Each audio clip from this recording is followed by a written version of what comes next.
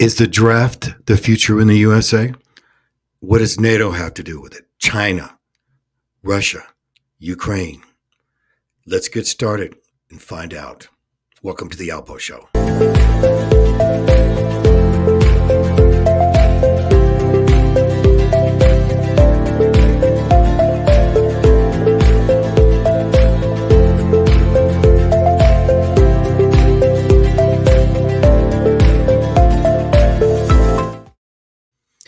And welcome to the Alpo Show. Really appreciate you coming in and listening to us for a little bit as we take the next few minutes with so much going on around the world. Let's get right into it. Is the draft the future in the USA? Well, we're going to find out here. We're going to talk to do a clip here from my boy Neil McCoy Ward, and we've had used a lot of his clips. Again, if you're not familiar with him, he is someone that lives in Europe.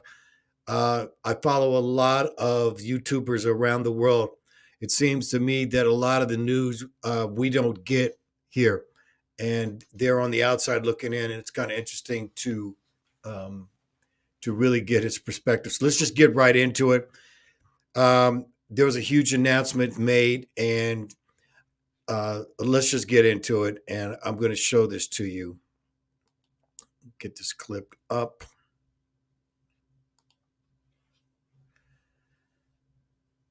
And we're just going to start from the beginning. Ladies and gentlemen, welcome back to the channel today.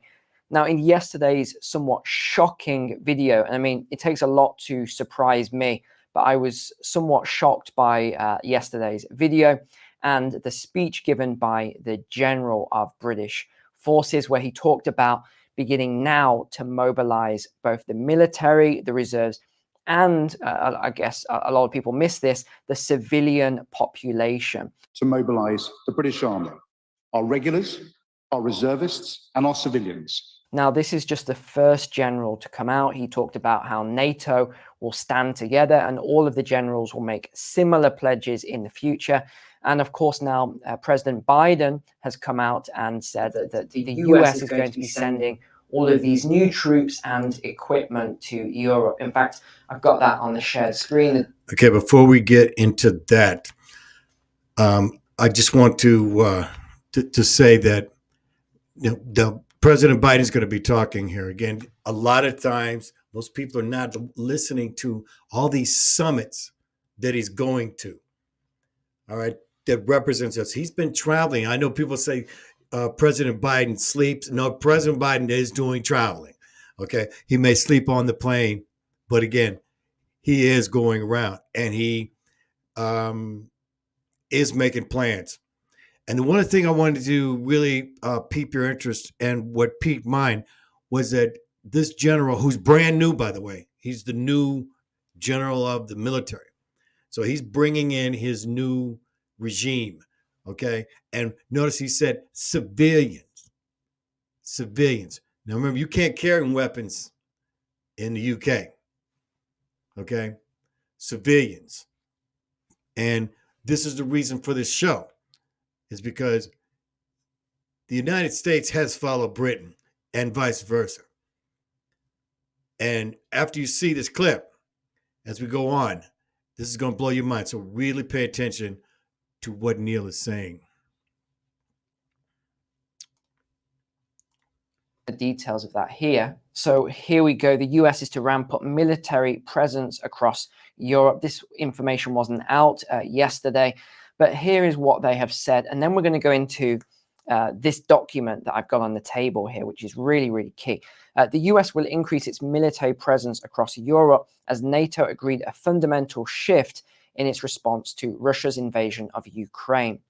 So there's going to be a permanent army headquarters in Poland, while new US warships will go to Spain, fighter jets to the UK, and ground troops. So these are US ground troops in Romania. The new plan will mean more than 300,000 troops at high readiness next year, up from the current level of 40,000. The US announcement sees it shore up its presence across the continent, but particularly in Eastern Europe, where the new permanent headquarters for its 5th Army Corps will be based. Ladies and gents, why do you think this is happening? I think it's pretty obvious what is coming down the line here. We mean it when we say an attack against one is an attack against all. We'll talk about that in a moment. That's Article 5.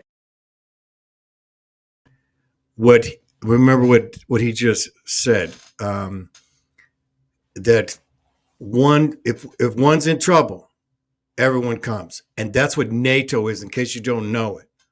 It's a group of countries that are protected by the nuclear arms treaty. And so this is all part of this buildup that's coming.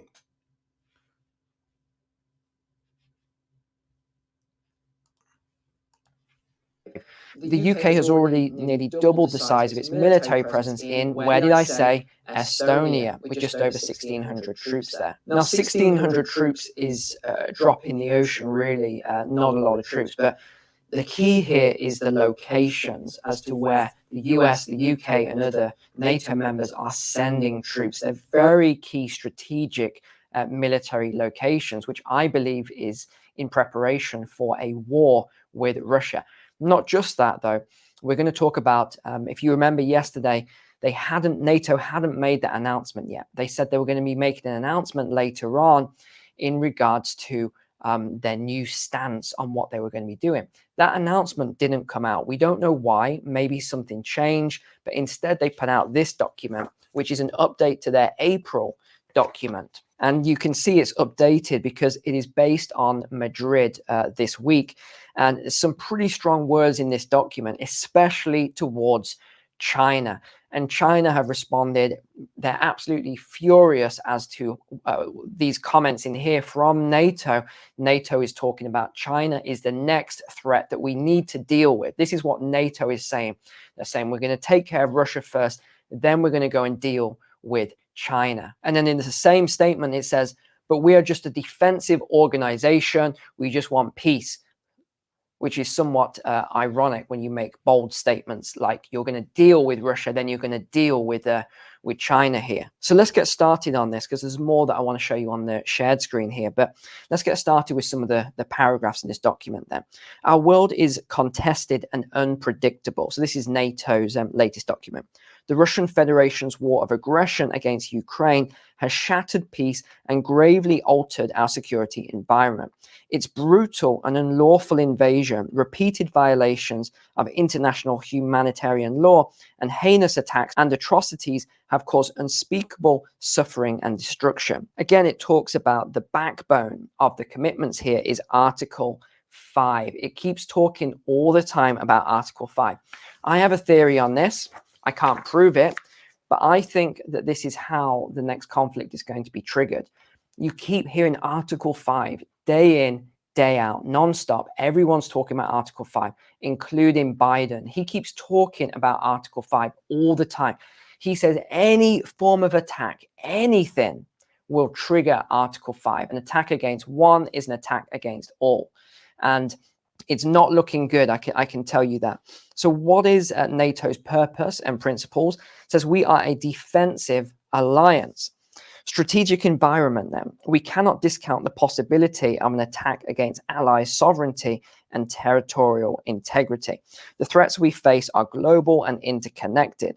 With little transparency or regard for international norms and commitments, our competitors are testing our resilience to seek to exploit openness, interconnectedness, and digitalizations of our nations. They interfere in our democratic processes, promote disinformation campaigns.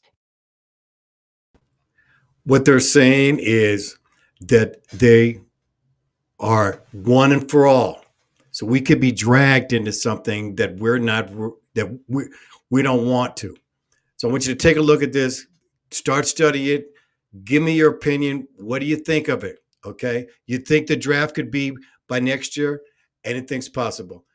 Hey, nice talking to you. Until then, we're signing off. See you.